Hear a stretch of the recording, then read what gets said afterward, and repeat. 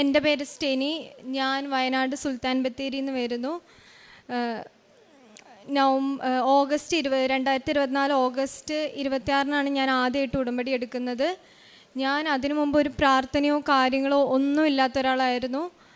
കൃപാസനത്തിന് ഞാൻ ഒരുപാട് കുറ്റങ്ങൾ പറഞ്ഞിട്ടുണ്ട്. മറ്റുള്ളവർ കളിയാക്കുന്ന കൂട്ടത്തിൽ ഞാനും കളിയാക്കിയിട്ടുണ്ട്. കൊറോണ സമയത്ത് ഒരുപാട് കൃപാസനത്തിനെക്കുറിച്ച് ഫേക്ക് ന്യൂസ് വന്നപ്പോഴും അവരോടൊപ്പം ഞാനും കളിയാക്കിയിട്ടുണ്ട്. പണ്ട് ഒരു 4-5 വർഷം മുമ്പ് മമ്മി ഇവിടെ ഉടമ്പടി എടുത്തപ്പോഴും മമ്മി എടുക്കുന്നതിന് ഞാൻ ഒരുപാട് കളിയാക്കിയിട്ടുണ്ട്. എന്തിനാണ് ഇങ്ങനെയൊക്കെ എടുക്കുന്നത്, എടുത്തിട്ട് എന്താണ് കിട്ടുന്നതെന്നൊക്കെ ഞാൻ ഒരുപാട് പറഞ്ഞിട്ടുണ്ട്. പക്ഷേ ഞാനിപ്പോൾ ജർമ്മൻ ഭാഷ പഠിച്ച് പുറത്തോട്ട് പോകാൻ നോക്കുകയാണ്. ഞാൻ 2 വർഷമായിട്ട് പഠിച്ചുകൊണ്ടിരിക്കുകയായിരുന്നു. ഞാൻ ഉടമ്പടി എടുക്കുന്നതിന് മുമ്പ് 2 വട്ടം പരീക്ഷ എഴുതി. എനിക്ക് വിജയിക്കാൻ സാധിച്ചില്ല. ഞാൻ പ്രാർത്ഥിക്കുന്നു പറഞ്ഞാൽ ഉള്ളിൽ നിന്നുള്ളൊരു പ്രാർത്ഥന എനിക്കില്ലായിരുന്നു. അങ്ങനെ പെട്ടെന്ന് ഞാൻ പിന്നെയും ഇതിൽ നിന്ന് നിർത്തി പോകാനായിട്ട് നിന്നതാണ്. പക്ഷേ എനിക്കൊന്നും കൂടി പരീക്ഷ എഴുതണം തോന്നി. അങ്ങനെ ഞാൻ ഡൽഹിയിൽ ഡേറ്റ് എടുത്തു. പരീക്ഷയ്ക്ക് പോകുന്നതിന് മുമ്പായിട്ട് എനിക്ക് കൃപാസനത്തിൽ വന്നിട്ട് ഉടമ്പടി എടുക്കണമെന്ന് എൻ്റെ മനസ്സിൽ എനിക്ക് വല്ലാണ്ട് തോന്നി. ഞാൻ അപ്പോൾ ഞാൻ വീട്ടുകാരോട് പറഞ്ഞപ്പോൾ അവരെന്നോട് പറഞ്ഞു, നീ എടുക്കണ്ട, നീ എടുത്തു കഴിഞ്ഞാൽ പ്രാർത്ഥനയും കാര്യങ്ങളും ഒന്നും നീ മുമ്പോട്ട് കൊണ്ടുപോകത്തില്ല, നിനക്കിത് പറ്റത്തില്ല, നീ എടുക്കണ്ടെന്ന് പറഞ്ഞു. അപ്പോഴും ഞാൻ പറഞ്ഞു എനിക്ക് എടുക്കണം, എടുത്തേ പറ്റുള്ളൂ. എൻ്റെ മനസ്സിൽ എനിക്കൊരു വിശ്വാസം ഉണ്ടായിരുന്നു, ഈ ഉടമ്പടി എടുത്തിട്ട് ഞാൻ പോയി കഴിഞ്ഞാൽ എനിക്ക് പരീക്ഷ വിജയിക്കാൻ സാധിക്കുമെന്ന്. അങ്ങനെ ഞാൻ ഡൽഹിയിൽ പരീക്ഷയ്ക്ക് പോയപ്പോൾ അവർ സാധനങ്ങളൊന്നും അകത്തോട്ട് കയറ്റത്തില്ല. ഭയങ്കര ചെക്കിങ് ആയിരുന്നു, പുറത്ത് സാധനങ്ങളെല്ലാം വെക്കണം. അപ്പം ഞാൻ എനിക്ക് ഭയങ്കര വിഷമമായിരുന്നു. എനിക്ക് ഉപ്പ് ഞാൻ കൊണ്ടുപോയായിരുന്നു, എനിക്ക് ഉപ്പ് എടുക്കാൻ പറ്റുന്നില്ലായിരുന്നു. അങ്ങനെ ഞാൻ വേഗം അവരോട് എക്സ്ക്യൂസൊക്കെ പറഞ്ഞിട്ട് ഉപ്പെടുത്തിട്ട് ഞാൻ പാസ്പോർട്ടിൻ്റെ ഉള്ളിൽ വെച്ചു. പോകുന്ന വഴി ഞാൻ മൊത്തം ഉപ്പിട്ടു. എക്സാം റൂമിൽ കയറി ഞാൻ ഇരിക്കുന്നിടത്ത് ഉപ്പിട്ടു. അമ്മേൻ്റെ കാശ് രൂപം ഞാൻ എൻ്റെ കൊന്തയിൽ പിടിച്ചിട്ട് അവിടെ ഇരിക്കുമായിരുന്നു. അങ്ങനെ എക്സാം തുടങ്ങി കഴിഞ്ഞപ്പം ആദ്യത്തെ എനിക്കൊന്നും മനസ്സിലാവുന്നില്ല. രണ്ടാമത്തെ ഇത് വന്നു കഴിഞ്ഞപ്പോഴത്തേക്കും ഞാൻ പ്രാർത്ഥിച്ചു, അമ്മേ എനിക്കൊന്നും പറ്റുന്നില്ല. ഞാൻ അമ്മേനോട് അത്രയും പ്രാർത്ഥിച്ചിട്ടാണ് വന്നത്, എനിക്ക് എഴുതാനൊന്നും പറ്റുന്നില്ല, അമ്മ എന്നെ ഒന്ന് സഹായിക്കണം എന്ന് പറഞ്ഞു. ഞാൻ എന്നിട്ട് അമ്മേൻ്റെ അടുത്ത് കണ്ണടച്ച് പ്രാർത്ഥിച്ചുകൊണ്ടിരിക്കൂ. അടുത്ത ലിസണിങ്ങിൻ്റെ വന്നു.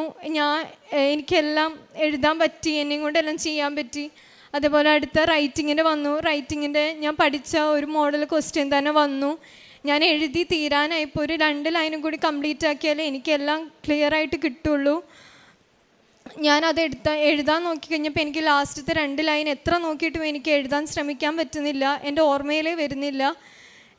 അതും കൂടി കിട്ടിയാൽ മാത്രമേ എനിക്ക് എക്സാം പാസ്സാവാൻ പറ്റുള്ളൂ. ഞാൻ കണ്ണടച്ച്, അമ്മേൻ്റെ ലോക്കറ്റ് എൻ്റെ കയ്യിലുണ്ടായിരുന്നു, ലോക്കറ്റും പിടിച്ച് ഞാൻ കണ്ണടച്ച് പ്രാർത്ഥിച്ചു, അമ്മേ എനിക്ക് കിട്ടാത്ത ഭാഗം അമ്മ എനിക്ക് കാട്ടിത്തരണം, ഇതുകൂടി കിട്ടിയാൽ മാത്രമേ എനിക്കിത് ജയിക്കാൻ സാധിക്കുള്ളൂ, അമ്മ എനിക്കൊന്ന് കാണിച്ചു തരണം എന്ന് പറഞ്ഞ് കണ്ണടച്ച് അമ്മേൻ്റെ ലോക്കറ്റിൽ പിടിച്ച് ഞാൻ മുറുകെ പിടിച്ച് പ്രാർത്ഥിച്ചു.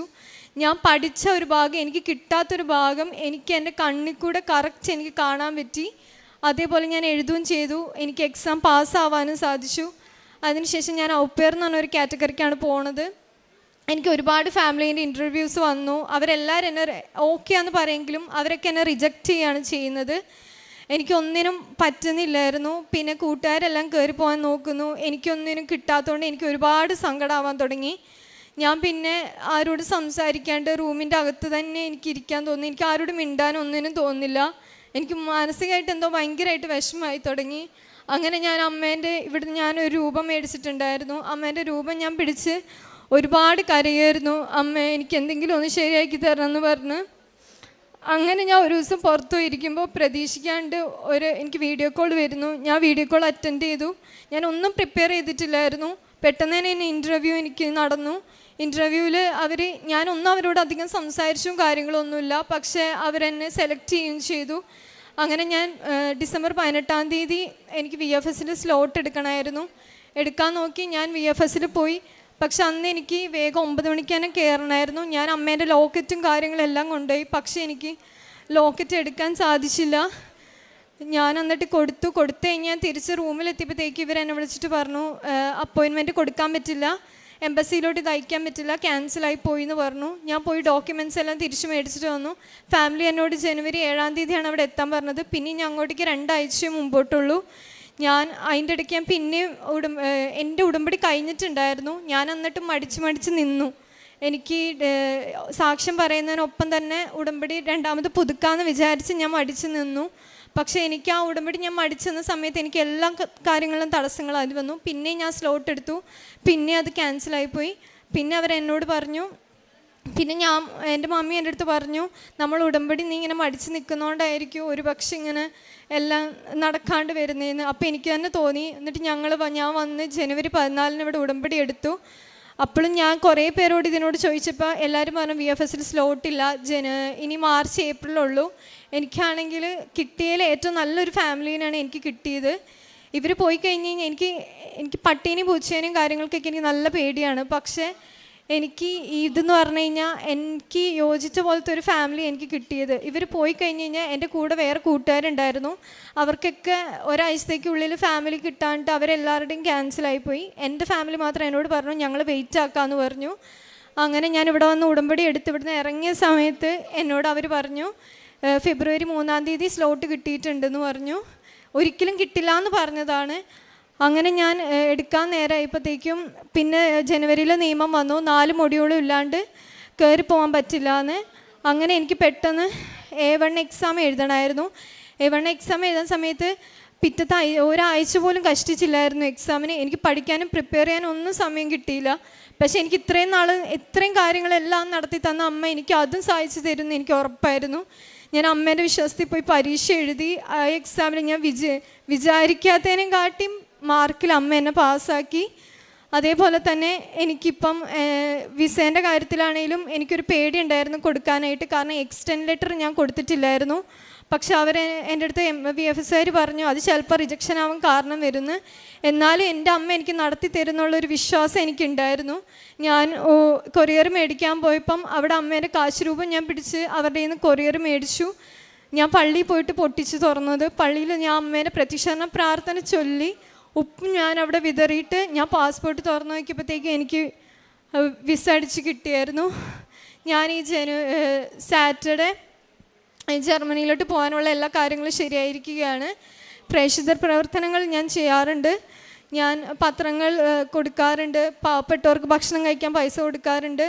പിന്നെ ആശുപത്രിയിൽ കഞ്ഞി വെക്കാൻ ഞാൻ അവരോടൊപ്പം സഹായിക്കാൻ ചെല്ലാറുണ്ട്.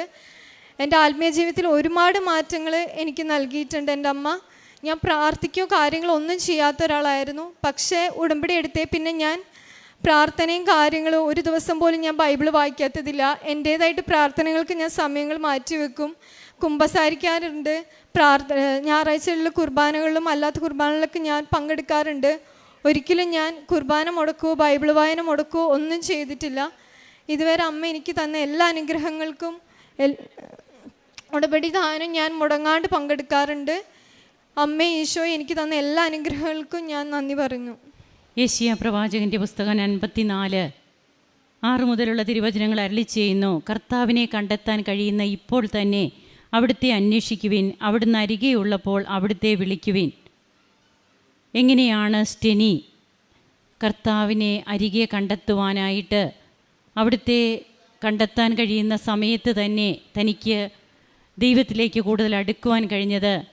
കൃപാസനത്തെ ഒത്തിരിയേറെ ട്രോളുകളൊക്കെ വരുമ്പോൾ അതോടുകൂടി തന്നെ ആ ട്രോളുകൾ മാത്രം വിശ്വസിച്ച് അതിനെക്കുറിച്ച് മാത്രം മറ്റുള്ളവരോട് സംസാരിക്കുന്ന എത്രയോ മക്കൾ തിരികെ അമ്മയുടെ അടുത്ത് വന്ന് അമ്മയോടും ഈശോയോടും മാപ്പ് പറഞ്ഞ് അവരുടെ ജീവിതത്തെ ഇന്ന് കൃപാസനത്തിൻ്റെ ഉടമ്പടി മാത്രം തങ്ങളെ ഒരു ജീവിതത്തിലെ ഒരു പുതിയ പന്ഥാവിലേക്ക് തങ്ങളെ എത്തിച്ചു എന്ന് പറയുന്ന എത്രയോ സാക്ഷ്യങ്ങളുടെ കൂട്ടത്തിൽ ഈ സാക്ഷ്യവും ചേർക്കപ്പെടുകയാണ്.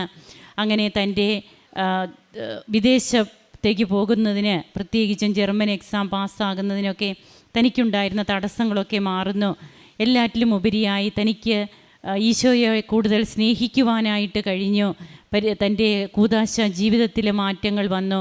ഇതൊക്കെ ഇന്ന് ചെറുപ്പക്കാരായ മക്കൾ പറയുമ്പോൾ തീർച്ചയായും നാം വായിക്കുന്ന തിരുവചനം പോലെ എൻ്റെ ചിന്തകൾ നിങ്ങളുടേതുപോലെയല്ല, നിങ്ങളുടെ വഴികൾ എൻ്റേതുപോലെയുമല്ല, ആകാശം ഭൂമിയേക്കാൾ ഉയർന്നു നിൽക്കുന്നു, അതുപോലെ എൻ്റെ വഴികളും ചിന്തകളും നിങ്ങളുടേതിനേക്കാൾ ഉന്നതമത്രേ. ഇത് മനസ്സിലാക്കുകയാണ് ഓരോ മക്കളും. അങ്ങനെ അവരുടെ ജീവിതത്തെ ക്രിസ്തുവിനെ കൊണ്ട് നിറയ്ക്കുന്നു.